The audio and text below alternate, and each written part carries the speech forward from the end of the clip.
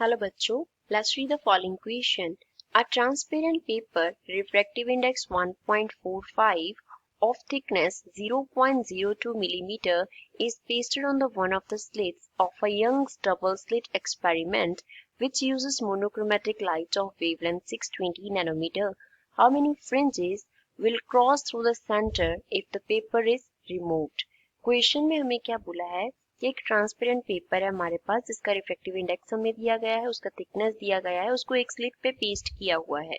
Young's double slit experiment है जिसमें जो मोनोक्रोमेटिक लाइट है उसका वेवलेंथ कितना है वो दिया है। हमें बताना है कि अगर हम पेपर को रिमूव कर देंगे तो कितनी फ्रिंजेस वहां से सेंटर में से क्रॉस करेंगी। First of all we will talk about the key concept used in the question. इस क्वेश्चन में क्या की कॉन्सेप्ट यूज हो रहा है।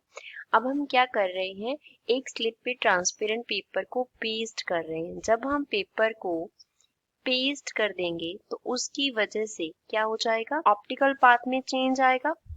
ऑप्टिकल पाथ में क्या हो जाएगा, चेंज हो जाएगा और वो चेंज कितना होगा, that will be equals to mu minus 1 into t होगा।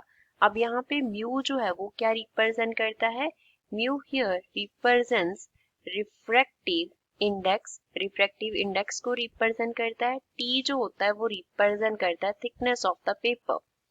थिकनेस कितना है, तो ऑप्टिकल पाथ में जो चेंज आएगा अगर उसको हम एन लैम्डा से इक्वेट करेंगे that is integral multiple of wavelength, तो क्या होगा, म्यू माइनस 1 इंटू टी होगा।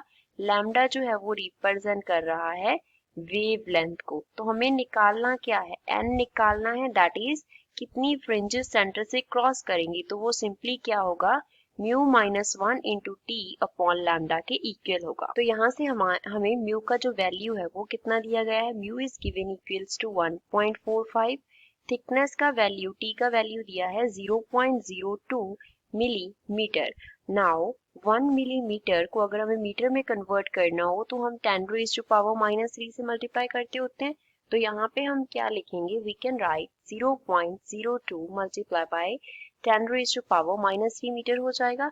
लैम्डा वेवलेंथ का वैल्यू हमें दिया है 620 नैनोमीटर। 1 नैनोमीटर को जब हमें मीटर में कन्वर्ट करना हो तो हम 10 रेज़ टू पावर -9 फैक्टर से क्या करते हैं, मल्टीप्लाई करते हैं। तो ये बन गया 620 multiply by 10 raise to power -9 metre.